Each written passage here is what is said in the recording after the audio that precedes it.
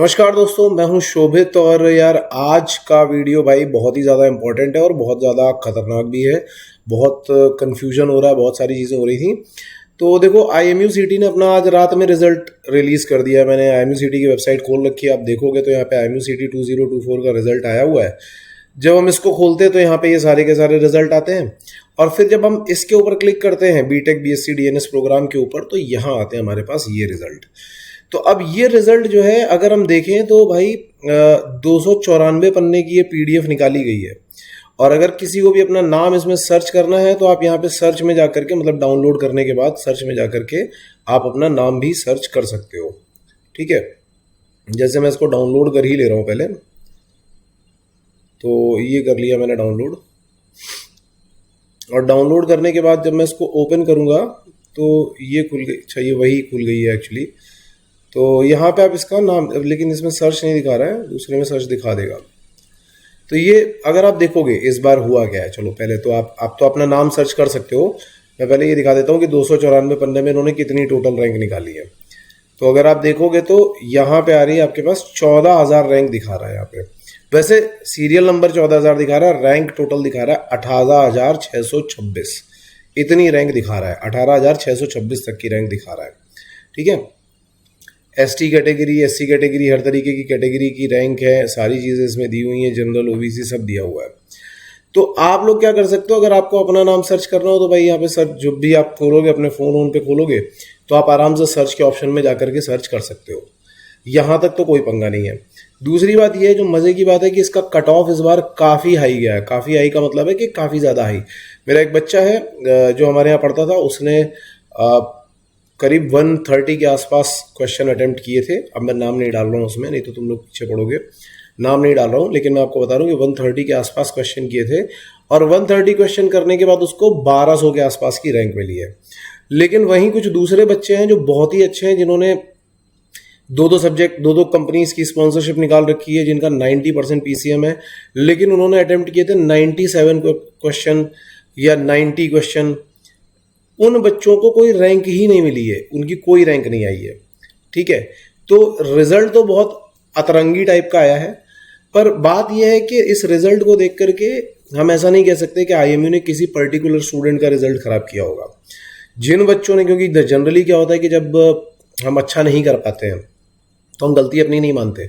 हम जनरली बोलते हैं कि अरे यार, इसकी वजह से हो गया, उसकी वजह से हो गया, ये सब चीज़ें बोल रहे होते हैं। लेकिन अगर आपको ये भी चेक करना है कि आपकी रैंक आई है, आपकी रैंक नहीं आई है, आपकी रैंक खराब आई है, ये तो श्योर सी बात है कि कट ऑफ आई गया है। और बहुत बच्चों की रैंक, जिन्होंने अच्छे भी पेपर कर रखे थे, उनकी रैंक भी पीछे पुश हो गई है, काफ़ी ज़्यादा पीछे पुश हो गई है। जिसको मैं एक्सपेक्ट कर रहा था 4,000 के अंदर, 3,000 के अंदर आएगा, उसकी रैंक इस बार 7,000 आई है, 8,000 आई है, 10,000 आई है, 12,000 आई है, ऐसे रैंक आई है। ठीक है, तो ये तो सीधी सी बात है कि कट ऑफ भी ऊपर गया और जो एक्सपेक्ट किया जा रहा था वैसा नहीं है। लेकिन इन सब चीज़ों के ऊपर जो सबसे ऊपर चीज़ है वो पता है क्या है? वो सबसे बड़ी चीज़ ये थी कि चीटिंग हुई थी इस बार भाई, चीटिंग। मैं देखो आपको ये दिखाता हूँ, मैंने अपनी मेल खोल रखी है, ये है एकेडमिक सेल, आप देख रहे होगे academiccell@imu.ac.in। 8 तारीख को एग्जाम हो रहा है, ठीक है, और एक हफ्ते के अंदर रिजल्ट आ गया। जबकि मैं बता रहा हूँ चीटिंग हुई है, सारी चीज़ें उनको बताई हैं मैंने। पूरा मेल, अब मेल नहीं दिखा सकता मैं आपको। यहाँ पे व्हाट्सअप इमेजेस मैंने सारी की सारी व्हाट्सअप देख रहा हूँ, 9 से ज़्यादा व्हाट्सअप इमेजेस हैं, 12 व्हाट्सअप इमेजेस हैं जो मैं इनको भेजी थी, और ये बताने के लिए भेजी थी कि भैया चीटिंग हुई है तो आपको दोबारा पेपर कंडक्ट कराना चाहिए। इन्होंने मुझे उसका कोई रिप्लाई नहीं दिया। मुझे नहीं मालूम कि और किसी बच्चे का कोई रिप्लाई दिया है कि नहीं दिया है, या किसी और इंस्टीट्यूट ने अगर ये भेजा होगा तो उसका कोई रिप्लाई दिया गया है या नहीं दिया गया है। कोई बात नहीं बताई गई, कुछ नहीं, मेल का रिप्लाई नहीं दिया। ऐसा लास्ट टू लास्ट ईयर हुआ था गुड़गांव में। गुड़गांव में हमारे पे यहाँ पे एक CCA करके स्कूल है जहाँ पे इसी तरीके की गड़बड़ी हुई थी। वहाँ पे क्या हुआ था कि वहाँ पे इंटरनेट नहीं काम कर रहा था या सिस्टम काम नहीं कर रहा था, तो कुछ बच्चों के तो पेपर हो ही नहीं पाए थे, और कुछ बच्चों के पेपर हुए थे तो भयंकर चीटिंग के साथ में हुए थे। तो इन्होंने तब भी एक कर्टसी के लिए इन्होंने क्या किया था कि रिजल्ट एक हफ्ता डिले किया था। अब जैसे 8 तारीख को एग्जाम हुआ तो इन्होंने क्या किया कि एक हफ्ते के बाद उस पर्टिकुलर सेंटर पे और उसके जैसे जो दूसरे सेंटर थे उन पर्टिकुलर सेंटर्स पे दोबारा एग्जाम कंडक्ट करवाया। और एग्जाम कंडक्ट करवाने के बाद, और खास तौर से उन बच्चों का जिनका नहीं हो पाया था, उनका दोबारा से एग्जाम कंडक्ट करवाया। और उसके एक हफ्ते के बाद रिजल्ट रिलीज किया। तो मुझे एक्चुअली मैं आज ये बनाने वाला था कि शायद रिजल्ट एक हफ्ता डिले होगा, क्योंकि एक बंदे का आईपी एड्रेस दिखाई पड़ रहा है, एक बंदे की पूरी आईडी दिखाई पड़ रही है, ये सारी चीजें दिखाई पड़ रही हैं, उसका नाम तक दिख रहा है, और ये भी दिख रहा है कि मोबाइल से खींचा गया फोटो है। और वो सारी चीजें होने के बाद और उसकी चैट दिखने के बाद और ये सारी चीजें भेजे जाने के बाद भी इसके ऊपर कोई एक्शन नहीं लिया गया है। तो ये एक मतलब देखा जाए तो बहुत चिंताजनक बात है, जबकि अभी अभी नीट के एग्जाम में यही सेम गड़बड़ी हुई थी इसी तरीके की, और इन्होंने देखा भी था कि एनटीए के अगेंस्ट पीआईएल फाइल की गई है, और फिर उसके बाद उसका एग्जाम का रिजल्ट आने के बाद दोबारा एग्जाम कंडक्ट कराया जा रहा है कई सारे बच्चों का, और उसके बावजूद भी इन्होंने इसके ऊपर इनके कान में जू ही नहीं रहेगी। मतलब मुझे जो सबसे ज्यादा खराब लग रहा है वही लग रहा है। देखो, रिजल्ट रिलीज कर देना, रिजल्ट तो आप अगले दिन भी रिलीज कर सकते हो, क्यों? क्योंकि ऑनलाइन एग्जाम हो रहा है, तो उसी दिन रिजल्ट पता चल जाता है। तो वो अगर आप एक हफ्ते के बाद भी रिलीज करोगे तो भी कोई प्रॉब्लम नहीं है, उस दिन भी रिलीज करोगे, 2 दिन के बाद रिलीज करोगे, कोई प्रॉब्लम नहीं है। लेकिन अगर एग्जाम में इस तरीके की गड़बड़ी हुई है, अब रिजल्ट में भी जैसे कई बच्चे बोल रहे हैं कि सर मेरी रैंक तो इतनी पीछे चली गई, मेरी 12,000 आ गई, मेरी 8,000 आ गई, मेरी 7,000 आ गई है। बिल्कुल ठीक है, आ सकती है भाई। देखो, बहुत ज्यादा बच्चों ने एग्जाम दिया है, कंपटीशन बढ़ गया है, पिछली बार से तो डबल ट्रिपल हो गया कंपटीशन, क्लियरली पता चल रहा है। रैंक पिछली साल तक 11,000 तक आती थी, इस बार 18,000 तक रैंक आई है। तो ये तो आराम से समझ में आ रहा है कि भैया कंपटीशन बढ़ चुका है, बहुत अच्छी तरीके से बढ़ चुका है, और आगे जाकर के और बढ़ने वाला है। तो ये सब चीजें होंगी, मैं मान सकता हूं। लेकिन जो सबसे बड़ा डर था बच्चों के मन में वो यही था, जैसे हिमाचल में सोलन का ये केस आया था जहां पे ये पता चला था कि चीटिंग हुई है, उसी तरीके से मुजफ्फरनगर में, जयपुर के भी केसेस सुनाई पड़ रहे थे। कमेंट सेक्शन में, हर टेलीग्राम ग्रुप में, हर जगह पर है। कई बच्चों ने इनको मेल भी किए होंगे, मैंने अपने एंड पे जो मेरे पास था वो मेल किया था। इनको एटलीस्ट ये काम करना चाहिए था, जैसा मुझे लग रहा है कि आईएमयू का एटलीस्ट ये काम करना चाहिए था कि एक प्रॉपर इंक्वायरी बिठाते, जहां जहां पे चीटिंग हुई है वहां पे इनको दोबारा एग्जाम कंडक्ट कराना चाहिए था, भले ही रिजल्ट एक हफ्ता डिले करना पड़ता, लेकिन ये एक बार एग्जाम कराना चाहिए था, ताकि जो कट ऑफ एकदम से ऊपर की तरफ गया है, ये कट ऑफ पे शायद थोड़ा बहुत कमांड हो सकता है, या मतलब आई एम नॉट श्योर कि ये केवल चीटिंग की वजह से ऊपर गया है या अच्छे बच्चों की वजह से ऊपर गया है, लेकिन यहाँ पे कुछ गड़बड़ जरूर है जैसा मुझे फील हो रहा है, और हो सकता है कि मैं गलत भी हूं।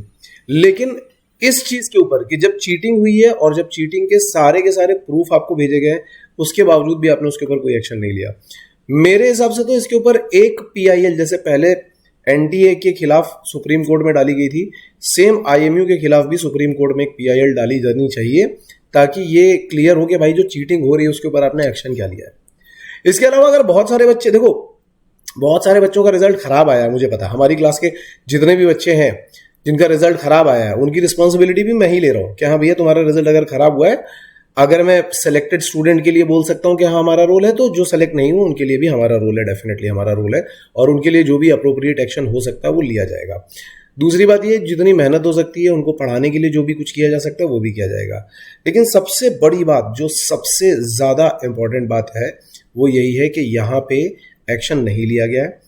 दूसरी बात, जिन बच्चों को लग रहा है कि यार नहीं मैंने बहुत अच्छा किया लेकिन मेरी रैंक खराब आ गई है, मेरे मार्क्स इससे ज़्यादा अच्छे आने चाहिए थे, मेरा सिलेक्शन नहीं हो पाया लेकिन मेरा सिलेक्शन होना चाहिए था, उन सब के लिए एक बिल्कुल सिंपल रूल है कि आप फटाफट कल के कल आरटीआई डालो, और आरटीआई में ये फोर्स करो, चाहे आरटीआई के ऑफिस में जाना पड़े, कुछ भी विजिट करना पड़े, ऑनलाइन डालो ऑफलाइन डालो, और उनको फोर्स करो ये बात कि भैया जब रिजल्ट एक हफ्ते में आ सकता है तो आरटीआई आप एक हफ्ते में क्यों नहीं दे रहे हो, 1 महीना क्यों लगा रहे हो उसके पीछे। बिल्कुल पीछे पड़ जाओ, अपने पेरेंट्स को बोलो, क्योंकि आपके करियर की बात है, पूरा 1 साल बर्बाद होगा। अगर आपका 1 साल बर्बाद होगा तो ये आपका बहुत बड़ा लॉस है, आईएमयू का कोई लॉस नहीं है इसमें।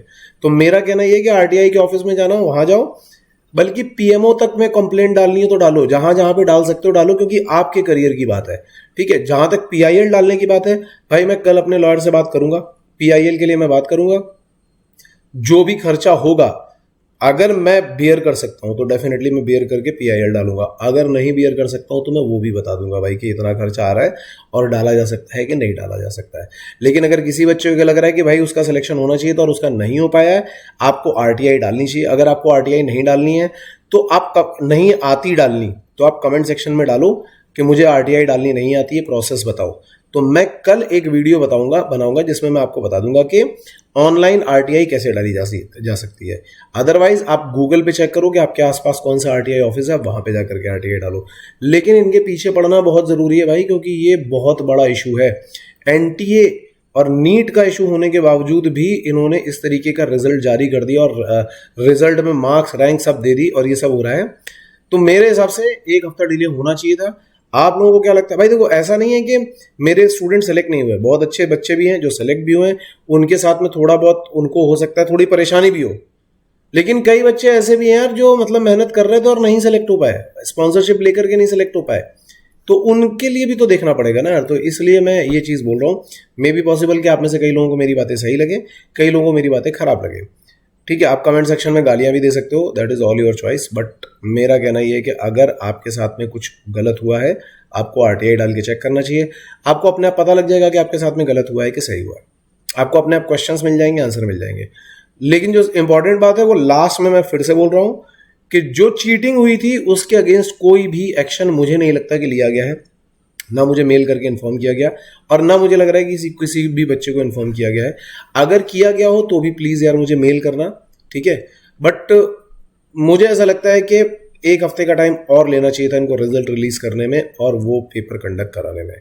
So this is all from my side, and with this information Shobhit signing off. अगर आपको कोई और डाउट्स भी होंगे यार तो कमेंट सेक्शन में डालो, या फिर हमारे नंबर 9140191138 पर आप व्हाट्सअप कर सकते हो अपने सारे के सारे doubts. Okay, all the best guys.